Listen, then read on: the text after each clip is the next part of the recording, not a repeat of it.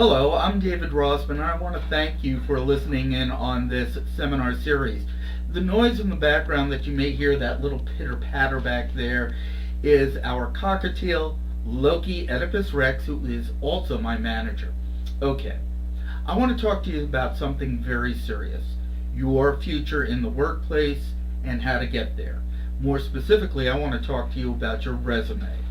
Now, the problem with resumes and people writing resumes today is that they're using the same rules that they used last century.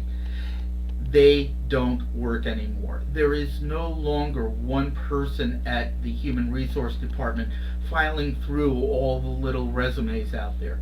You're not one of one or one of 10 or one of even 20 resumes being looked at. You are one of hundreds with an S on the end. Your resume will probably be looked at first by a computer.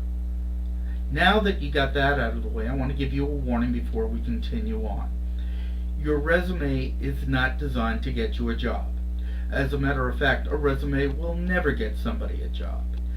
What a resume does is get you eliminated from the job process. So, what we want to do is reduce that possibility. So, follow along. This is not a long video at all. You will get about, maybe 5 or 6 really solid hints on how to fix your resume. This is a video. You're going to fix your resume. But at the end, we're going to give you some contact information. So if you want ink and voice communication to review and revise your resume, we certainly can. So let's get started. Let's start from the beginning. And that beginning is a small test. I want to show you 2 resumes. They're from the same person. One was the original sent to me. The other one is the revision that we did. Your only assignment, the only question I want you to ask it yourself is, which resume would you rather look at? Which looks more professional? So, here is resume number 1. It goes on the second page. Now, here's the revision of the same resume. Now, this one's a little short. We left out one item here, but it is only 1 page long. As a matter of fact, the revision is using a larger font than the original. The original was at a 9-point font. The new version is at a 12-point font. So, what are the things wrong with the original? Let me give you some clues. Number 1, the key qualifications that justice law gives us here really are things that you would expect from a person in her position. She is supposed to know all of this stuff. There is nothing new on this list. If you're going to use key qualifications, you need to think about them very carefully.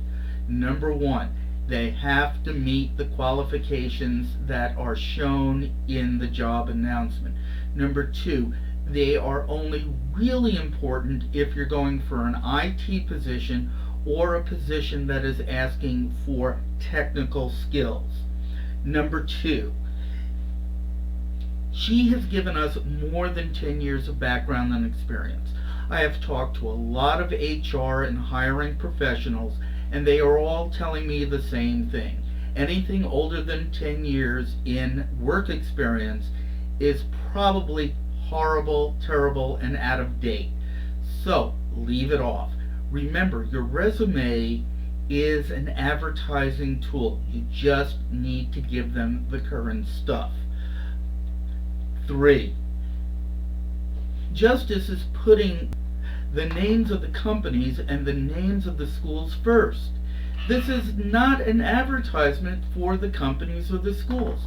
This is an advertisement for justice law. Okay, number 4, and the last one on this list.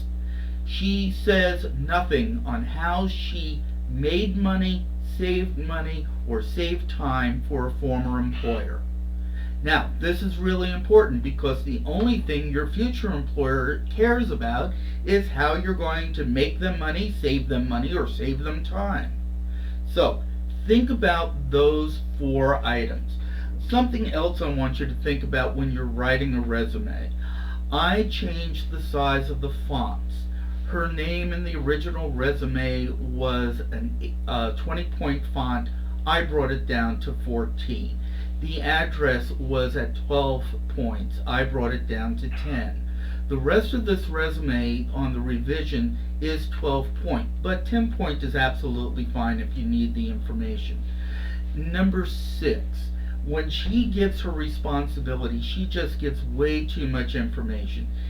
Should be short, clear, 1 sentence, 2 sentences at the most, and they don't have to be perfect English.